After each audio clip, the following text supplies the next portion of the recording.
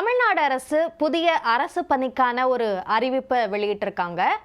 மொத்தமாக எவ்வளவு பணியிடங்கள் இருக்கு, இதற்கான கல்வி தகுதி என்ன, எப்படி விண்ணப்பிக்கணும் போன்ற அந்த விவரங்கள் எல்லாம் நம்ம தெரிஞ்சுக்கலாம்.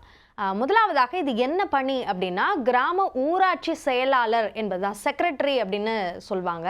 ஸோ அந்த பணியிடத்திற்கான அறிவிப்பு தான் இது. இதில் மாவட்ட வாரியாக எவ்வளவு பணியிடங்கள் இருக்கு என்பதற்கான அறிவிப்பு தனித்தனியாக அந்த மாவட்டங்களால் அறிவிப்பு வெளியிடப்பட்டிருக்கு. அந்த எல்லா விவரங்களும் ஒரே இணையதளத்திலே இருக்கு. அது என்னென்ன அப்படின்றதையும் நம்ம தெரிஞ்சுக்கலாம். முதல்ல காலி பணியிடங்கள் எவ்வளவு இருக்கு அப்படின்றத நம்ம பார்க்கலாம். அதாவது தஞ்சாவூர்ல அதிகபட்சமான பணியிடங்கள் இருக்கிற 5 மாவட்டங்கள் என்னென்ன அப்படின்றத மட்டும் பார்க்கலாம். ஒட்டுமொத்தமாக 37 மாவட்டங்கள்லையும் எவ்வளவு பணியிடங்கள் இருக்கு என்ற விவரமும் அந்த இணையதளத்தில் குறிப்பிடப்பட்டிருக்கு. அந்த வகையில் அதிகபட்சமாக தஞ்சாவூர் மாவட்டத்தில் 91 பணியிடங்கள் இருக்கு, திருவள்ளூர்ல 88 பணியிடங்கள் இருக்கு, புதுக்கோட்டையில 83 பணியிடங்கள், திருச்சியில 72 பணியிடங்கள் இருக்கு, மதுரையிலையும் திருவண்ணாமலையிலையும் தலா 69 பணியிடங்கள் இருக்கு.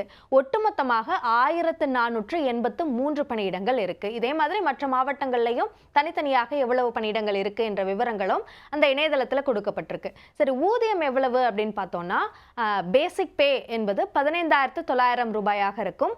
அதிகபட்சமாக 50,400 ரூபாய் வரைக்கும் ஊதியம் கிடைப்பதற்கு வாய்ப்பு இருக்கு அப்படின்னு அதிகாரப்பூர்வமாக அந்த அறிவிப்புலையே வெளியிட்டிருக்காங்க. அதே மாதிரி வயது வரம்பு என்ன அப்படின்னு பார்த்தோம்னா, பொது பிரிவினராக இருக்கிற பட்சத்தில் குறைந்தபட்ச வயது 18, அதிகபட்சம் 32 இருக்கணும். இதுவே பிற்படுத்தப்பட்டோர் பிசி, அதே மாதிரி பிசி முஸ்லீம், எம்பிசி இல்லைனா சீர்மரபினர் டிஎன்சி அப்படின்னு குறிப்பிடுவாங்க. அந்த பிரிவினரை பொறுத்த வரைக்கும் குறைந்தபட்ச வயது 18, அதிகபட்சம் 34 இருக்கணும். எஸ்சி அருந்ததியர், எஸ்டி, அதே மாதிரி கணவரை இழந்த பெண்கள், அவங்க எல்லா பிரிவை சேர்ந்த அந்த கணவரை இழந்த பெண்களாக இருக்கிற பட்சத்தில் இவர்கள் அனைவருக்குமான வயது வரம்பு என்பது குறைந்தபட்சம் 18, அதிகபட்சம் 37 என்பது நிர்ணயம் செய்யப்பட்டிருக்கு. இதுவே முன்னாள் இராணுவ வீரர்களாக இருக்கிற பட்சத்தில் அவர்களுக்கு 50 வயது வரைக்கும் தளர்வு கொடுக்கப்படுது. இதுவே இடஒதுக்கீட்டு பிரிவு இராணுவ வீரர்களாக இருந்தால் 55 வயது வரைக்கும் இதற்கு விண்ணப்பிக்க முடியும். சரி, கல்வி தகுதி என்ன அப்படின்னு பார்த்தோம்னா, 10ஆம் வகுப்பு தேர்ச்சி பெற்றிருந்தாலே போதுமானதாக இருக்கும். இது குறைந்தபட்ச கல்வி தகுதி என்பதுதான் இதுவாக நிர்ணயம் செய்யப்பட்டிருக்கு. இன்னொரு முக்கியமான அம்சம் இதில் குறிப்பிடப்பட்டிருக்க விஷயம் என்ன அப்படின்னா, குறைந்தபட்சம் 8ஆம் வகுப்பு வரை தமிழ் படித்திருக்கணும் அவங்களோட பள்ளி படிப்பில் அப்படின்னு குறிப்பிட்டிருக்காங்க. ஸோ இது ஒரு முக்கியமான ஒரு எஜுகேஷன் குவாலிஃபிகேஷன், கல்வி தகுதியில் அவங்க எதிர்பார்க்குற ஒன்றா இதுவும் இருக்குது. அடுத்ததாக விண்ணப்ப கட்டணம் எவ்வளவு அப்படின்னு பார்த்தோம்னா, எஸ்சி அருந்ததியர், எஸ்டி பிரிவு, அதே மாதிரி எல்லா பிரிவுகளையும் சேர்ந்த மாற்றுத்திறனாளிகளாக இருக்கிற பட்சத்தில் அவர்களுக்கான விண்ணப்ப கட்டணம் 50 ரூபாய். மற்றவர்கள், இப்போ நான் குறிப்பிட்டவர்களை தவிர பொதுப்பிரிவு, பிசி முஸ்லீம், எம்பிசி இந்த மாதிரியானவர்களை பொறுத்த வரைக்கும் அவர்களுக்கான விண்ணப்ப கட்டணம் 100 ரூபாய் என்று சொல்லப்பட்டிருக்கு. விண்ணப்பிக்கிறதுக்கான அவகாசம் அக்டோபர் 9ஆம் தேதியிலிருந்து நவம்பர் 9ஆம் தேதி வரைக்கும் கொடுக்கப்பட்டிருக்கு. சரி, விண்ணப்பிக்கிறதுக்கு தேவையான விஷயங்கள் என்னென்ன அப்படின்றத நம்ம தெரிஞ்சுக்கலாம். கல்வி தகுதி என்பது 10ஆம் வகுப்பாக குறிப்பிடப்பட்டிருக்கு. ஸோ அந்த கல்வி தகுதிக்கான சான்றிதழ் இருக்கணும். 10ஆம் வகுப்பு தேர்ச்சி பெற்றதற்கான இந்த 10th மார்க் ஷீட் அப்படின்னு சொல்லுவோம் இல்லையா, அது இருக்கணும். அதே மாதிரி கம்யூனிட்டி சர்டிஃபிகேட், சாதி சான்று, அது அவசியம். அதே மாதிரி முன்னுரிமை கோருவதற்கான, அதாவது இப்போ மாற்றுத்திறனாளிகளாக இருக்கிறாங்க, இல்லைன்னா கணவரை இழந்த பெண்களாக இருக்காங்க, இந்த மாதிரியான என்ன விஷயத்திற்கு நீங்கள் முன்னுரிமை கோருறீங்களோ அதற்கான சான்று என்பதையும் நீங்கள் பதிவேற்ற வேண்டிய தேவை இருக்கும். அதே மாதிரி இந்த விண்ணப்பிக்கிறதுக்கான பல்வேறு விவரங்கள் கேட்கப்படுது. இது நீங்கள் ஆன்லைன் மூலமாக மட்டும்தான் விண்ணப்பிக்க முடியும். அதில் பல்வேறு விஷயங்கள் கேட்குறாங்க.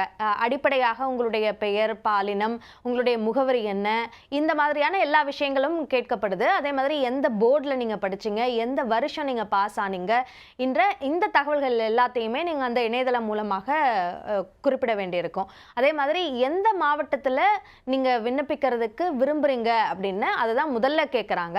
அதற்கு பிறகு நீங்கள் எந்த இடஒதுக்கீட்டு பிரிவு அப்படின்றதையும் கேட்குறாங்க. முக்கியமாக ரேஷன் கார்டோட எண் என்ன அப்படின்றதையும் கேட்கப்படுது.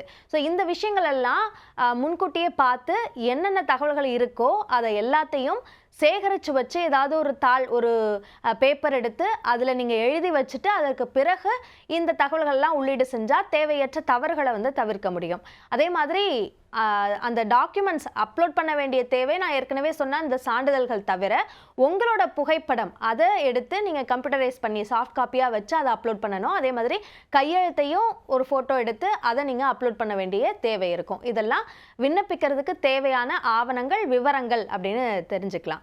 அடுத்ததாக முக்கியமான விவரங்கள் இந்த வேலைவாய்ப்பை பொறுத்த வரைக்கும் என்னென்ன அப்படின்னு பார்த்தோம்னா, இன சுழற்சி. அதாவது இந்த வேக்கன்சி இப்போ உதாரணமாக அரியலூரில் 33 இடங்கள் இருக்குது அப்படின்னா அந்த 33 இடங்களும் எந்தெந்த பிரிவை சேர்ந்தவர்களுக்கான பணியிடம் என்ற விவரம் மாவட்ட வாரியாக கொடுக்கப்பட்டிருக்கு. இது ஒட்டுமொத்தமாக அந்த ரூரல் டெவலப்மெண்ட் அந்த வெப்சைட்டில் இருக்குது. அதே மாதிரி தனித்தனியாக அந்த மாவட்டத்தோட விளம்பரம் வெளியிட்ட விளம்பரம் அப்படின்ற அந்த விவரங்களும் இருக்குது. அதில் தான் இந்த 33 வேக்கன்சியில் யார் யாருக்கு இப்போ எஸ்சி பிரிவுக்கு எத்தனை இடம் இருக்குது, எஸ்சிஏ பிரிவுக்கு எத்தனை இடம் இருக்குது என்ற அந்த விவரங்கள் குறிப்பிடப்பட்டிருக்கு. ஸோ அதை பார்த்துக்கிட்டு உங்களுக்கு அதில் தகுதி இருக்கா என்பதை தெரிஞ்சுக்கிட்டு விண்ணப்பிக்கிறது நல்லது.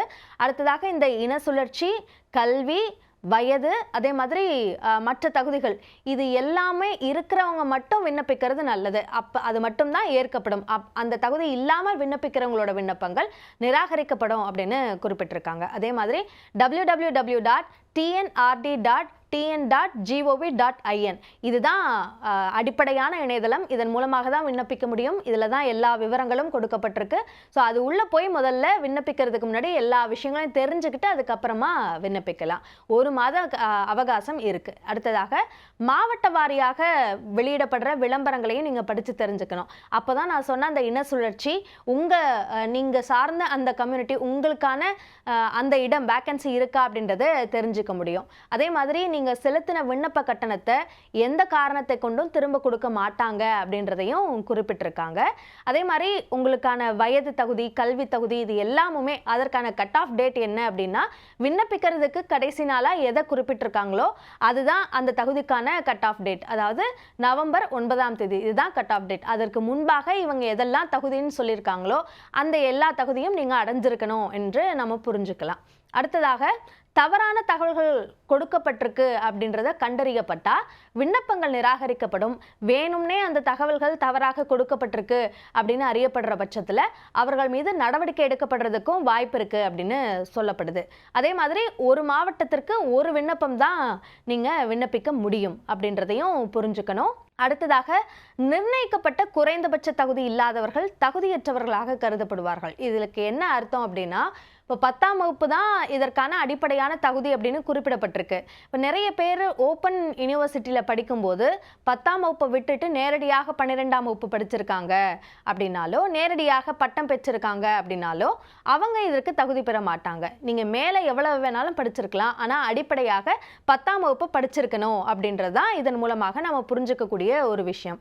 ஸோ ஒட்டுமொத்தமாக இந்த 1483 பணியிடங்கள் இருக்குது. இதற்கான விண்ணப்பங்கள் தற்போது ஓப்பனாக இருக்குது.